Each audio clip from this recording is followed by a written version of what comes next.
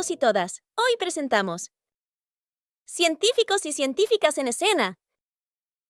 Muy buenos días a todas y a todos nuestros oyentes. Bienvenidos a una entrevista más de esta sección Científicos y Científicas en Escena. El día de hoy nos encontramos en la hermosa ciudad de Puebla, México.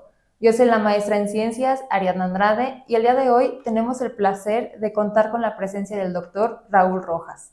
Muchas gracias, doctor, por aceptar esta invitación para platicarnos acerca de su vida. Sí, muchas gracias. Me parece que es una iniciativa muy importante la de difundir la ciencia en México. Muchas gracias, doctor, y en serio gracias y se estima mucho su tiempo. Así que para no darle más largas a la introducción, comencemos con la entrevista. Doctor, quisiera saber quién es usted, si nos puede platicar un poco acerca de su vida, dónde nació, un poco acerca de su investigación.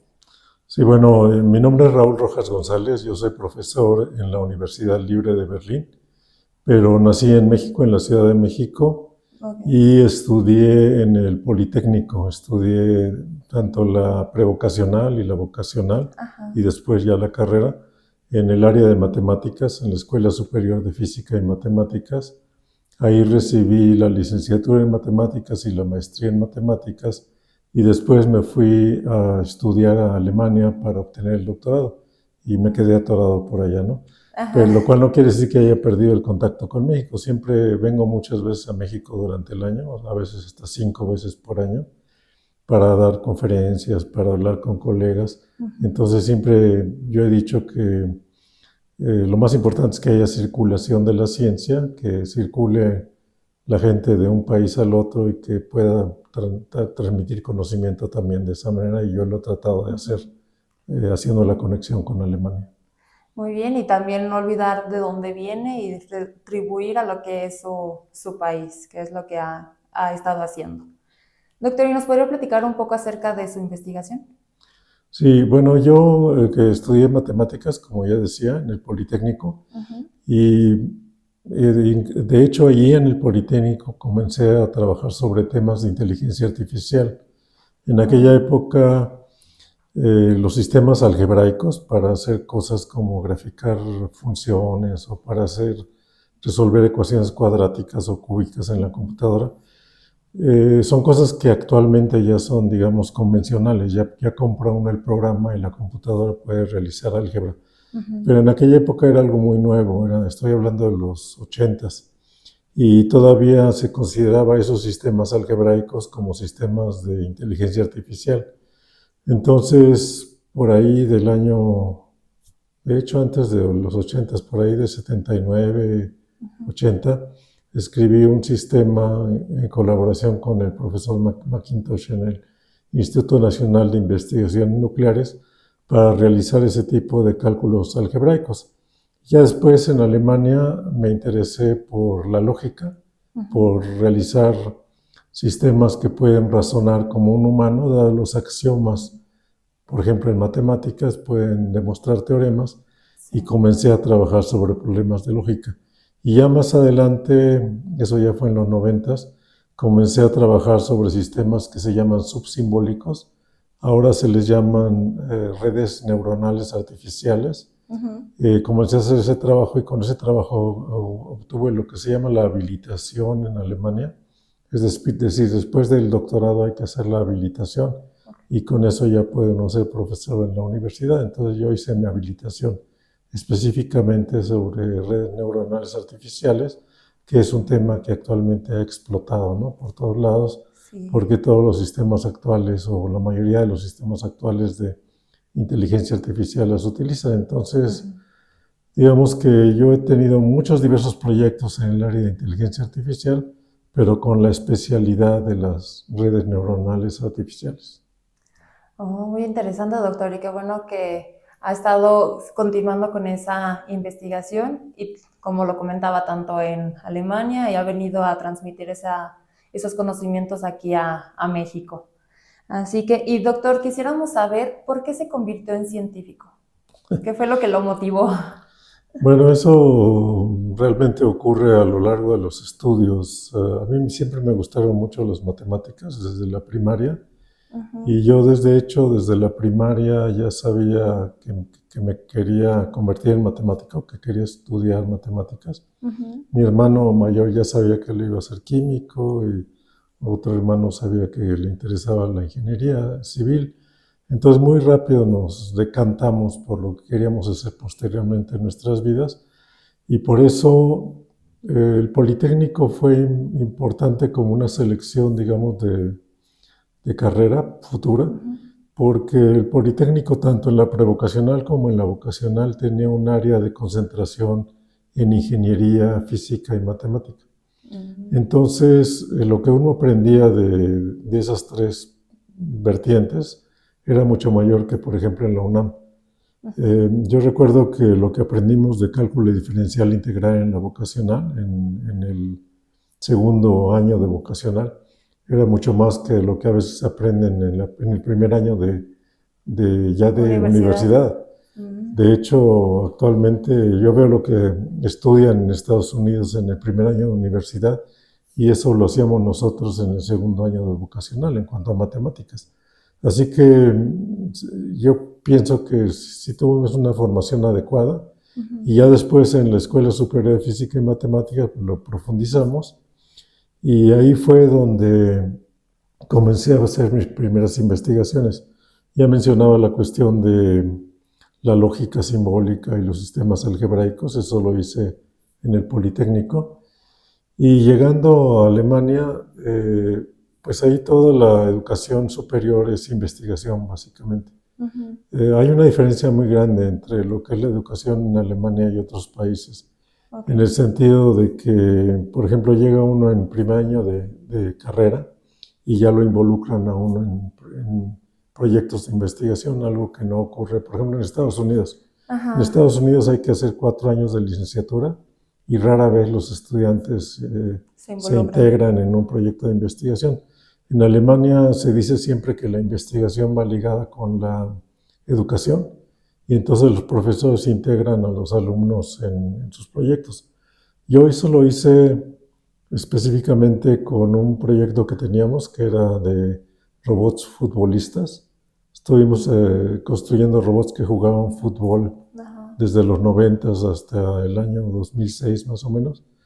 Y en ese proyecto yo tenía a veces hasta 20 estudiantes en un año de todos los semestres, desde el semestre 1 hasta el semestre 10, porque eran 5 años de educación, incluyendo ya la maestría.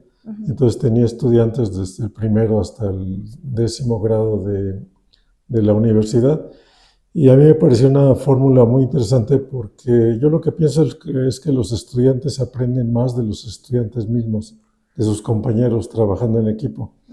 Y entonces lo que pasaba es que los estudiantes ya más avanzados en los últimos años de la carrera jalaban a los demás estudiantes para que pudieran participar en el proyecto y así trabajando en equipo podían aprender mucho más de lo que se aprende nada más en el aula. Así que esa combinación entre educación e investigación es algo que a lo largo de mi carrera también he tratado de implementar. Y a mí me tocó vivirlo, por así decirlo, en el Politécnico, pero ya hacia los últimos años de la carrera, ya más bien en la época en que estábamos terminando. Y a mí me parece que esas serían unas cuestiones que se podría tratar de hacer también en México. Tratar de hacer investigación en una edad más temprana para los estudiantes.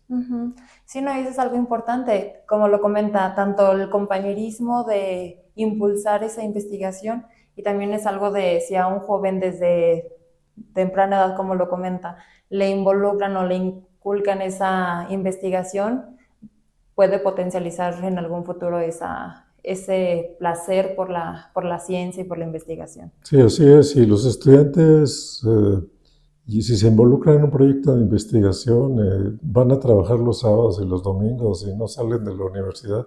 O sea, no hay el problema de tratar de mantenerlos en el aula, porque el aula es más bien el laboratorio de investigación y los estudiantes ahí están todo el día, hasta en la noche. Sí, termina siendo su casa, su proyecto es su bebé, desde chiquito lo empiezas a trabajar para sacarlo adelante. Eso es muy, muy cierto lo que comentó, doctor. Muchas gracias por compartírnoslo. Y quisiera saber cuál es tu parte favorita de realizar esa investigación. Bueno, la investigación la realiza uno porque le gusta a uno hacer investigación. Así que durante el tiempo que lo está realizando uno está ya recibiendo dividendos, por así decirlo. Pero obviamente lo que más satisfacción produce es cuando el proyecto funciona. Así Cuando es. se tiene un robot, por ejemplo, en el caso de lo que estaba comentando, que puede ir al torneo mundial de robótica y puede tener una buena participación. En nuestro caso, nosotros comenzamos en 1998 construyendo esos robots. Quedamos en segundo lugar varios años sucesivos del campeonato mundial y siempre era un aliciente para tratar de mejorar el robot y llegar el siguiente año con un robot mejorado. Pero claro que la competencia también llegaba Hacia lo con mismo. robots mejorados, así que estuvimos varios años en segundo lugar hasta que en 2004 y 2005 ganamos el primer lugar del torneo Robocop de fútbol robótico. Ajá. Y pues fue una satisfacción muy grande, ¿no? Porque habíamos trabajado no un año, sino varios años para tratar de lograrlo. Y cuando lo logramos, de hecho, dijimos, bueno, problema resuelto, vamos a hacer otras cosas y nos dedicamos a vehículos autónomos a partir de 2006, ahí en la universidad. Ok, doctor. Que esa perseverancia es muy importante en la investigación y no dejarnos vencer de un segundo lugar es bueno, es aceptable y ahí se queda, sino trabajar para lograr ese objetivo que se planteó desde un inicio. Sí, así es. Muy bien, doctor. Y quisiera saber, bueno, más bien sí, quisiera que nos compartiera algún consejo que le daría a su yo niño. Ay, si hay Bueno, algo yo por el ahí. consejo que le doy siempre a los estudiantes es que no deben tratar de ir a las clases o ir a los proyectos de investigación porque se les obligue o por deber de tener que estar ahí, sino por curiosidad. O sea, estimular la curiosidad de los estudiantes es para mí lo más importante. Y el estudiante que tiene curiosidad por saber algo, curiosidad por resolver un problema de física o de biología o de matemáticas, ese estudiante va a estar pensando en ese problema continuamente, lo va a estar tratando de encontrar una solución y a veces la solución tarda días o meses en llegar, pero si uno se mantiene en ese tren de tratar de encontrar la solución, la encuentra eventualmente y esa es la satisfacción que da la investigación. Entonces, yo lo que pienso es que más que nada, lo más importante, el ingrediente fundamental para hacer investigación es la curiosidad por saber y de ahí se deriva todo lo demás. Muchas gracias, doctor. Es algo importante para nosotros los jóvenes que estamos en este mundo de la ciencia y los más jóvenes que vienen atrás de nosotros para adentrarse en este gran mundo lo que es investigar.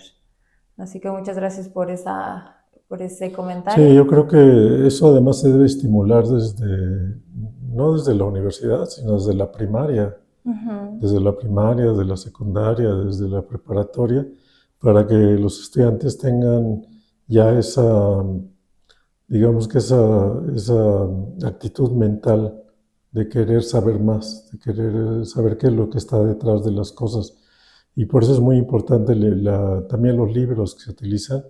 Y desgraciadamente en México ahora con los nuevos libros de texto gratuito que eliminaron las matemáticas y las ciencias, hay un problema que no se va a ver mañana porque son los niños que apenas comenzaron con su primaria, se va a ver en 6, 7 años si no se resuelve ese problema de los libros de texto gratuitos. Porque es el único país en el mundo que yo conozco que no tiene libros de matemáticas desde primero hasta año de primaria hasta el tercer año de secundaria. Una cuestión muy grave. Sí, ¿no? Y como comenta, el objetivo es impulsar y motivar a los niños a que si un libro tiene su portada y sus hojas, es como de por qué, si la Tierra es redonda, ¿por qué? El los motivando con esa curiosidad. Sí, así es. Y sí, lo que comenta de los libros, pues sí es algo que como comenta, no lo vamos a ver ahorita y no es algo que pues sí que tenga un efecto inmediato, pero esperemos que sí se llegue a solucionar para que no nos repercuta a nuestro país y a lo que es la ciencia y el conocimiento. Muy bien, doctor. Y quisiera saber cómo se ve en un futuro próximo, cuáles son sus próximos planes de vida. Bueno, yo ya me jubilé en la universidad, de hecho soy profesor emérito, todavía pertenezco a la universidad y tengo mi oficina en la universidad, pero ya no tengo obligación de dar clases. Y entonces lo que he estado haciendo ya desde que hace 3 años es que me he concentrado en escribir libros, porque durante todo el tiempo que estuve dirigiendo proyectos tenía yo muchas cosas que hacer, ¿no? Dar clases y tenía 30 estudiantes metidos en proyectos que había que estarles dando asesoría para que acabaran sus tesis de licenciatura o de maestría. Y entonces es un número impresionante, o sea, que se acumuló a lo largo de los años. Yo dirigí 267 tesis de licenciatura y de maestría y 40 tesis de doctorado. Entonces eso me dejaba poco tiempo para escribir. Sí. Y ahora lo que estoy haciendo es escribir todo lo que desarrollé durante esos años, y estoy sacando 1 o 2 libros al año describiendo todas esas cosas. Precisamente ahora en enero acaba de salir un libro mío en inglés, en Princeton University Press, sobre la historia de los símbolos matemáticos, y en 2023 salió un libro sobre la historia de las computadoras que se hicieron en Alemania, así que eso es lo que estoy haciendo ahora, escribiendo para dejar, digamos, ese legado ya escrito para las generaciones futuras. No, y también es algo importante, no está descansando de unos deberes, pero está haciendo lo que le gusta y está continuando con la ciencia. Sí, así es. Y como lo comenta, dejar ese legado y ese conocimiento para los demás y que se puedan, o que les sirva de base para sus futuros estudios. Ay, pues muchísimas gracias, doctor. Con esto se terminaría esta entrevista. Así que quisiéramos agradecerle todo su tiempo, el espacio que nos ha otorgado para realizar esta entrevista, y quisiéramos invitarlo a participar en futuros proyectos que tiene la Sociedad Científica Internacional de Biotecnólogos para que participe en ellos. Sí, muchas gracias. Yo no soy biotecnólogo, pero en lo que pueda ayudar, en lo que pueda estimular, con mucho gusto participo con ustedes, y muchas gracias a todos los que estén viendo este video por estar el día de hoy con nosotros. Muy bien, muchísimas gracias, doctor, y muy bonito día. Muchas gracias. Gracias a todos. Muchas gracias por tu visita a nuestro canal. Y recuerda que la SOCIBI es un interlocutor de la biotecnología que acerca la ciencia y a los científicos a la sociedad. No olvides suscribirte y darle me gusta, y así seguiremos comunicando la ciencia. Hasta la próxima.